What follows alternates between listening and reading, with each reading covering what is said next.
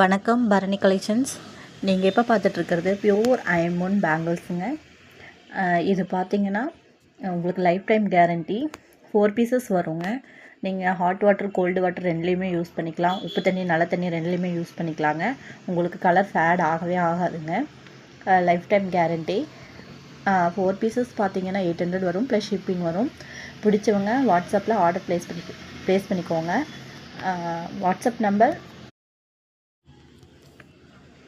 WhatsApp number டிஸ்கிரிப்ஷனில் கொடுக்குறேன், note பண்ணிக்கோங்க. தேவைப்படுறவங்க மெசேஜ் பண்ணுங்கள். தேங்க்யூ.